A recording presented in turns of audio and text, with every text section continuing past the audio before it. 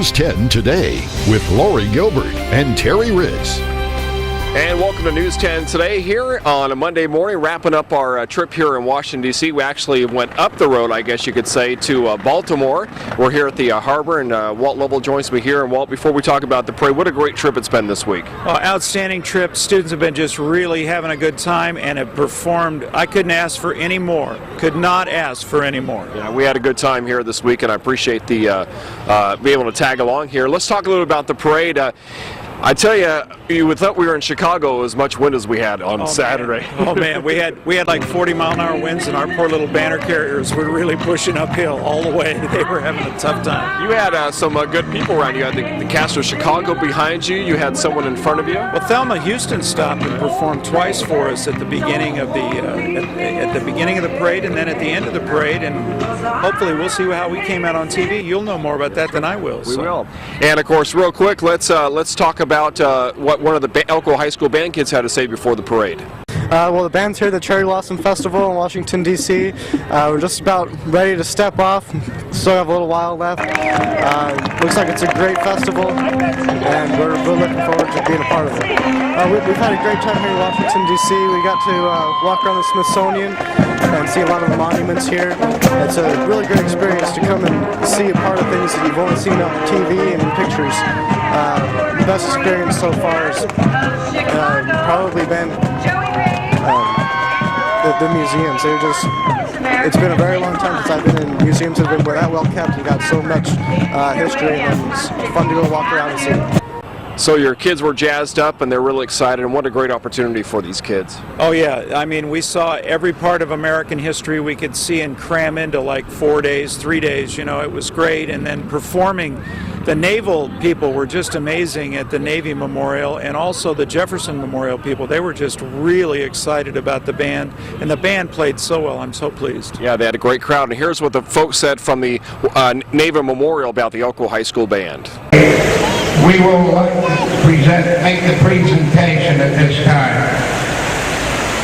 Let it be known that the Elko High School Band, under the leadership of Mr. Walt Lovell, performed on the world's largest map at the United States Navy Memorial. Signed, Richard A. Buchanan, Rear Admiral, U.S. Navy retired, President and CEO of the U.S. Navy Memorial. Let's hear it for this lovely band. Thank you, folks. We here at the Memorial thought it would be a nice tradition to start here at the Navy Memorial to kick off our summer season. And the fountains that are on now that are bubbling up were turned off during the winter. And today was the first day they were fired off when we charged them. An interesting aspect of the whole thing is the United States Navy ships and U.S. Coast Guard ships from all over the world and Great Lakes send us water from the oceans that they're sailing in. That water is combined into big vials, and the ceremonial guard here in Washington take those vials, bring them out, pour them into the fountains, and we start the fountains up, and that charges the fountains, and that's what the blessing is all about. So the Elko High School Band performing on Saturday in the parade and then at the Navy Memorial, so it was just a great time for the kids, and they had a great opportunity. And Walt, you couldn't have done this without the community. Oh, Elko has been great for me for 31 years and hopefully for a long more. By the way, you might want to talk about what's over our shoulder. That's right. We're in Baltimore here in the harbor, and right over the shoulder from us is Fort McHenry, and you can talk about this because we were getting a little tour on the way over about this. Oh yeah, this is all about Francis Scott Key, and that is the Star-Spangled Banner just the way it was that night. So the kids have gotten a lot of history, a lot of good times, and we've tried to cram everything we could into the tour for them, and I think it's been a beneficial thing. All right, we'll take a break. We'll come back, check out your weather forecast, and see if it's going to warm up in Elko right after this.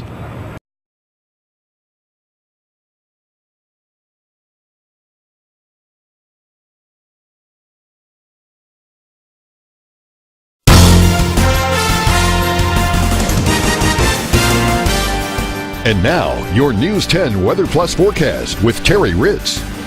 And welcome back to News 10 today, continuing here from the Baltimore Harbor here. Of course, we talked about Fort McHenry right behind me. Let's get your weather forecast and talk about it. I tell you, here in Washington, D.C., we had rain the first couple days, then sun, and then wind on top of that. Things are calming down. In Elko, of course, we've been seeing snow, and so things are definitely starting to dry out. Temperatures, believe it or not, going to be in the 60s for the next couple of days. Let's go and talk about your forecast and get right to it here real quick. Let's go and talk about your almanac for today, for your day on Monday.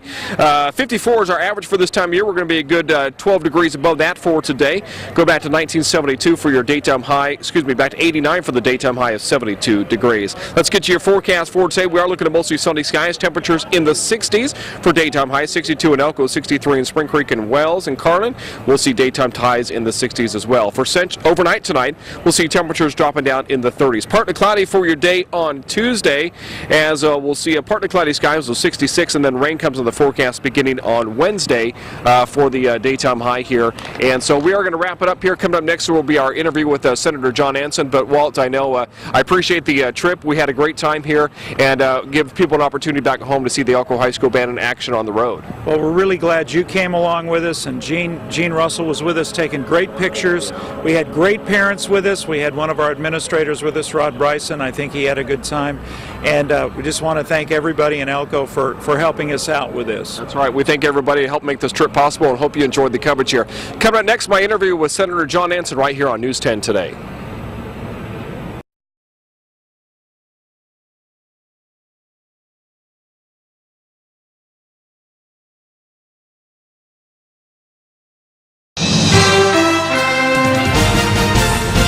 And now, News 10 Today continues. And welcome back to News 10 Today, here with Senator John Anson, here in a break in between votes here, huh, Senator? Yes, sir. All right. Have the budget, all the budget amendments today. They call this the vote-a-rama. And that's because literally every 15 minutes we have a vote at the end of the budget process. However many amendments there are, we continue to vote. There's no limitation on amendments, so we could have up to 40, 50 votes today. All right, let's talk a little bit about some of the issues that are facing Nevada, and let's talk about what the budget crisis Nevada is facing.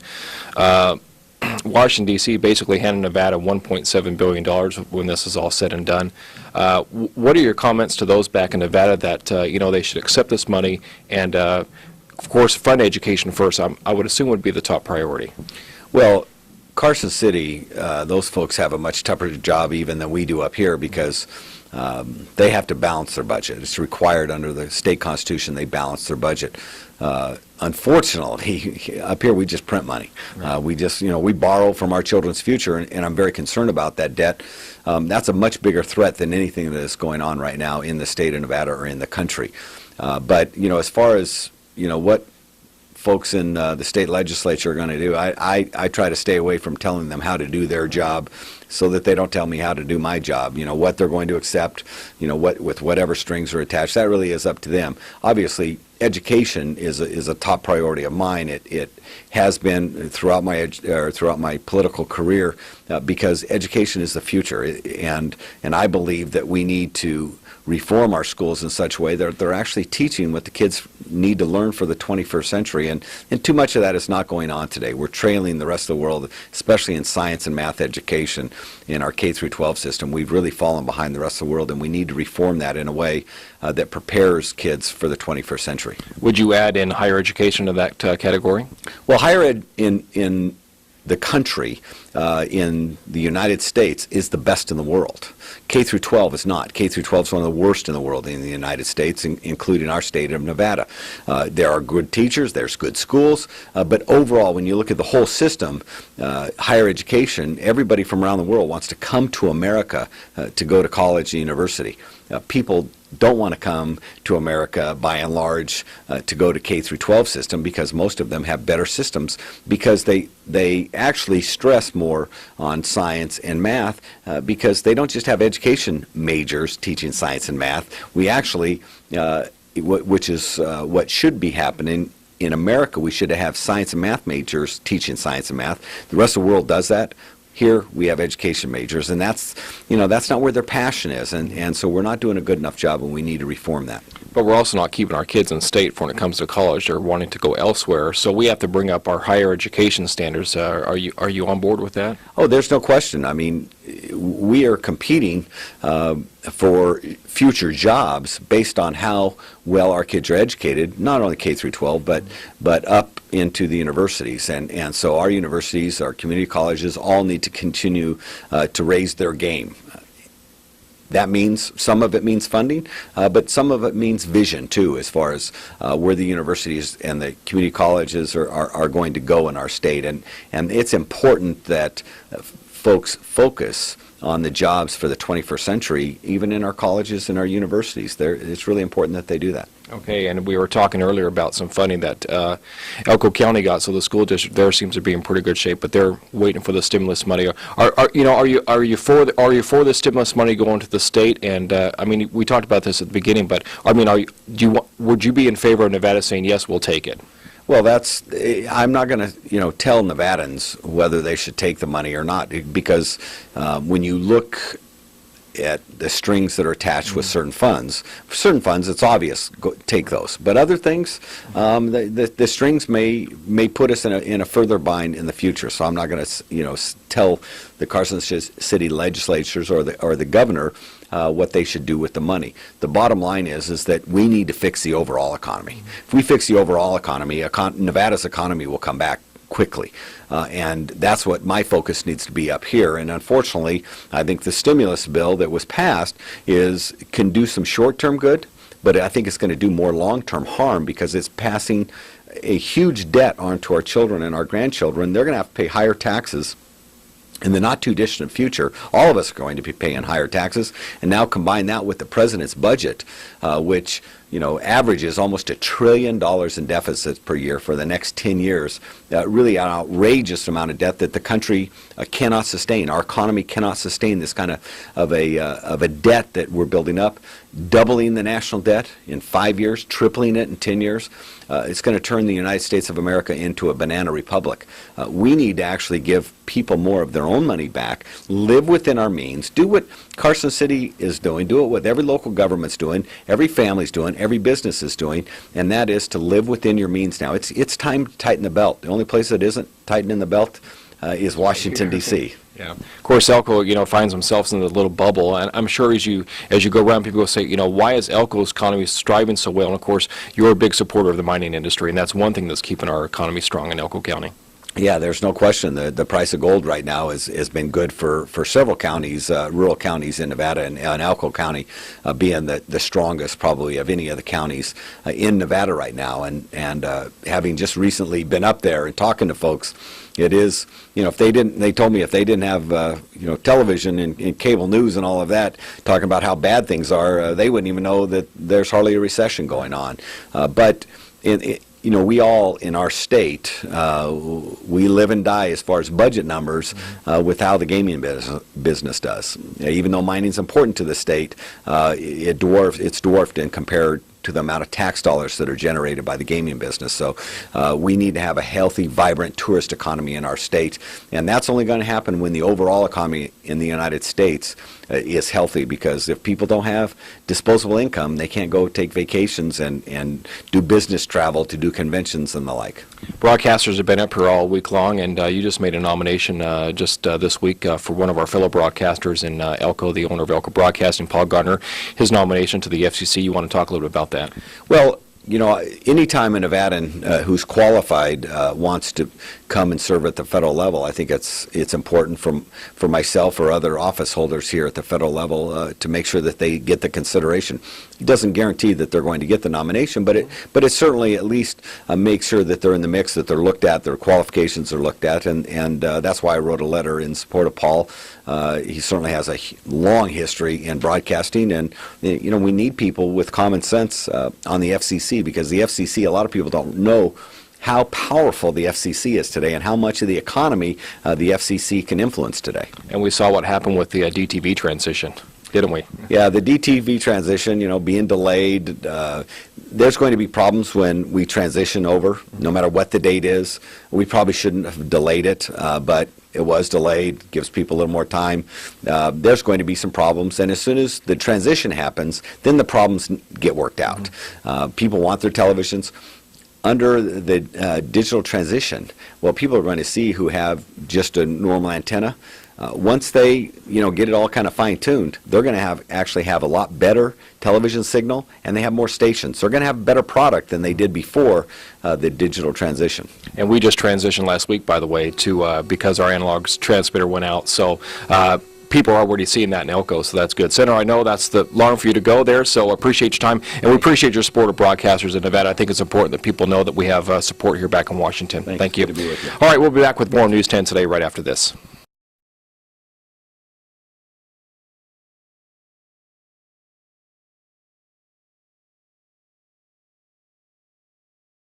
Today's financial report is brought to you by Barrick Gold North America. Every person going home safe and healthy every day.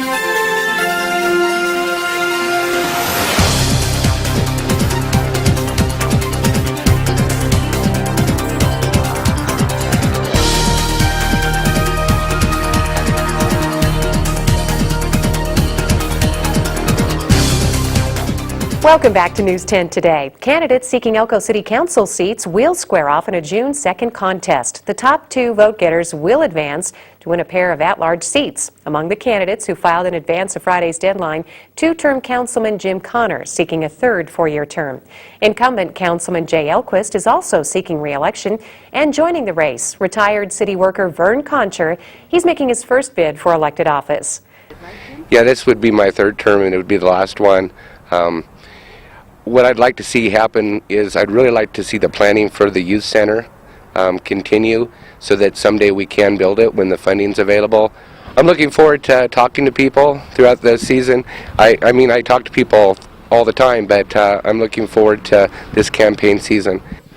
I think I've been able to add just a business concept that focuses the dollars to their highest and best use and try and shake out the priorities, in the water and sewer department or the roads, and just try and focus the staff members on what's the highest priority. I worked for the city of Elko for 30 years, and I retired here last year, and I've always said that when I retired, I'd probably run for city council.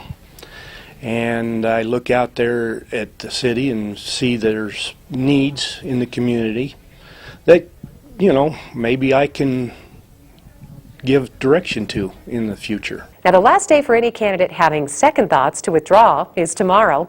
Voter registration continues now through May 12th. Early voting opens May 16th. The Elko County Economic Diversification Authority is hosting an open house this week to introduce partners and prospective clients of the Northeastern Nevada Regional Railport to the community. Sharon Horns, the Director of Operations for RAM Enterprise, they are among the first tenants in constructing the Pacific Steel and Recycling building at the transload site. As you can see, we're well in the steel erection phase of this project. We've got some great subcontractors doing that part of the work for us. Things are going along well. Our anticipated completion date for the project is the middle of July. There are 2 buildings out here. There's a recycling facility, and then there's also a steel warehouse building. They'll actually be taking in different types of scrap metal. Some of it gets baled, and then it gets sent off for processing at other places. On the 8th, it's a meet and greet at the Western Folklife Center from 8 a.m. to 12 noon, and we're inviting everyone that's interested in the Railport, whether you're a customer or whether you're somebody just interested in what this project is all about and what type of services the transportation specialists will be providing for this area, or if you're just curious and a local citizen that's been hearing about this project. Well, it may not feel like fire season's just ahead, but the Bureau of Land Management and partner agencies are gearing up for just that, hiring and training for temporary season positions. The Eastern Nevada Agency is a great opportunity to establish a career in fire. Really exciting job and a great way to get your foot in the door. We're accepting applications for upcoming fire season for camp crew and fire crew individuals. Applicants need to be 18 years old as of June 1 of this year for firefighters. You can pick up the applications here at the Elko BLM district office, or you can go online. We're accepting applications for camp crew employees as well.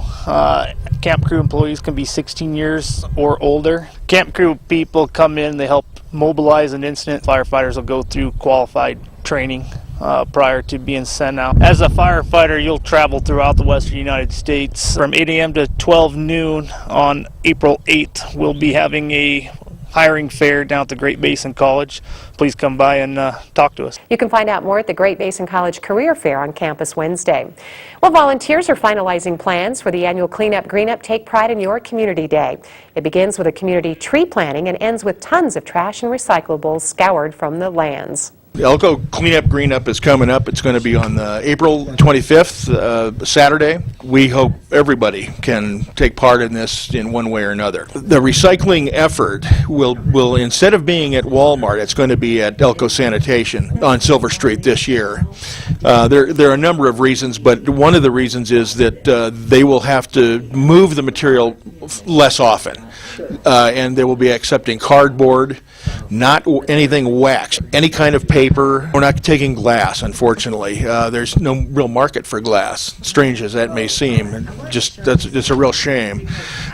Shredded paper is a good thing. If you have documents, you want to make sure you shred them first. We won't have anyone that can shred them here, but you can bring them. We won't be able to accept the plastic, and the big problem is the commodity market is down. And without a value, no one is eagerly seeking them. Thanks for watching News 10 today, where Elko news comes first. The NBC Today Show is coming up.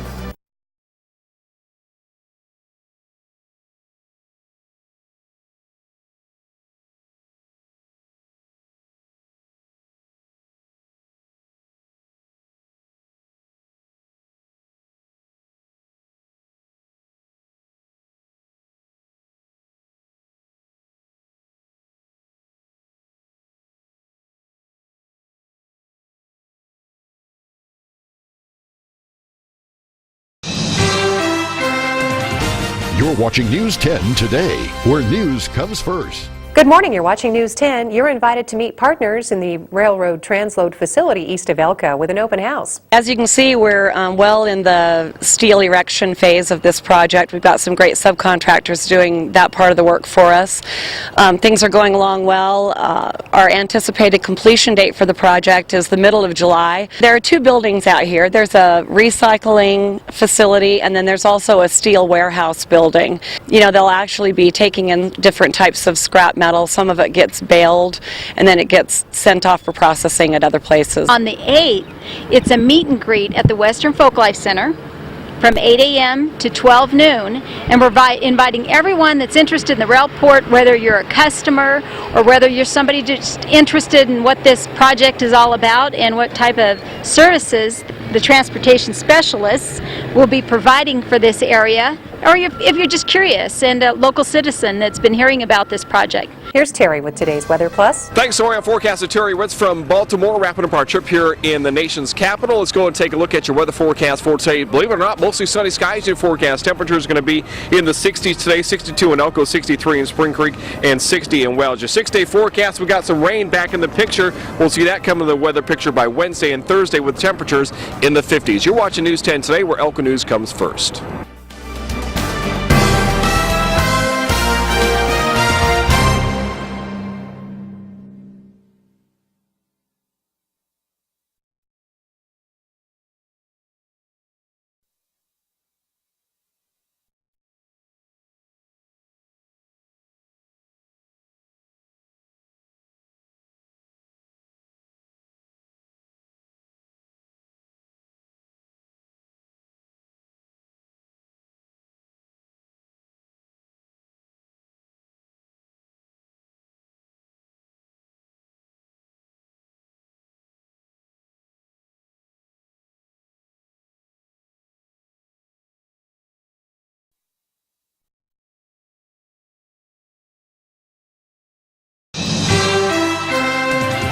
You're watching News 10 Today, where news comes first. Good morning. You're watching News 10. If you've ever thought about becoming a firefighter, now's your chance to find out more with this career opportunity. The Eastern Nevada Agency is a great opportunity to establish a career in fire.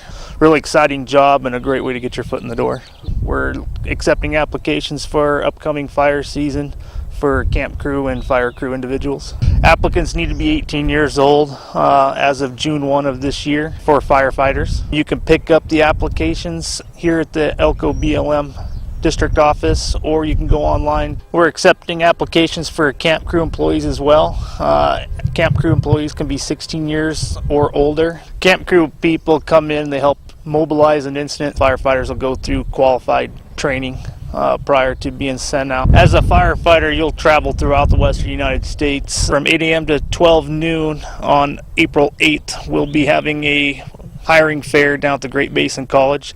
Please come by and talk to us. Here's Terry with today's Weather Plus. Thanks, Orion forecaster Terry Ritz from Baltimore, wrapping up our trip here in the nation's capital. Let's go and take a look at your weather forecast for today. Believe it or not, mostly sunny skies in forecast. Temperature is going to be in the 60s today, 62 in Elko, 63 in Spring Creek, and 60 in Wells. Your 6-day forecast, we got some rain back in the picture. We'll see that come in the weather picture by Wednesday and Thursday with temperatures in the 50s. You're watching News 10 today, where Elko News comes first.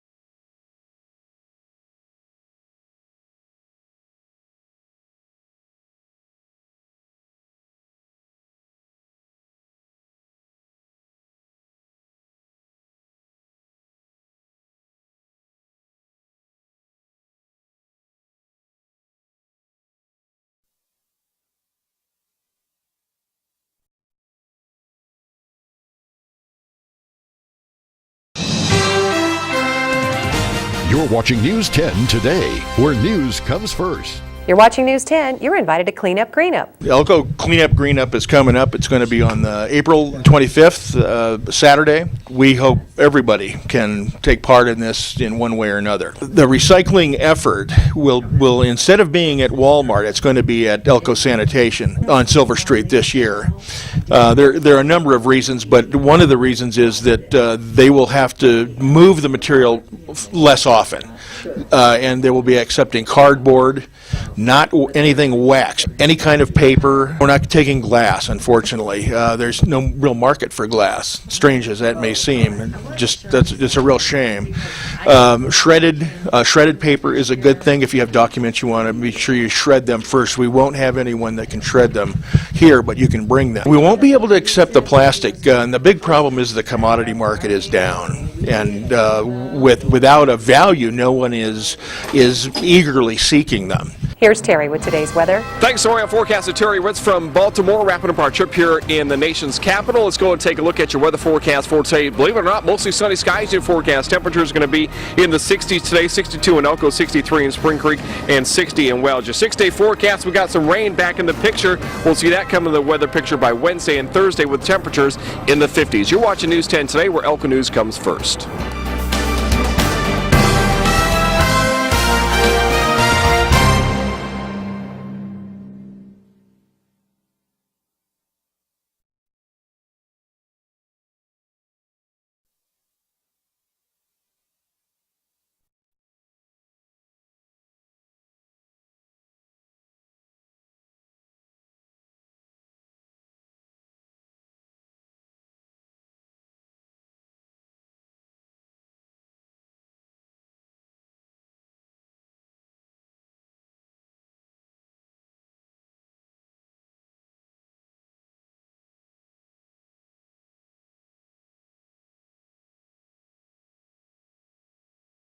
And I'm forecaster Terry Ritz from Baltimore, wrapping our trip here on the East Coast with the Elko High School Band. Here's your weather forecast for today. Mostly sunny skies, temperatures in the upper 60s with mostly sunny skies. We'll see overnight tonight, we'll see the temperatures drop down into the 30s. Your 6-day forecast, rain showers in the forecast by Wednesday. We'll dry it out though for your weekend. Temperatures will get back into the 50s beginning on Wednesday.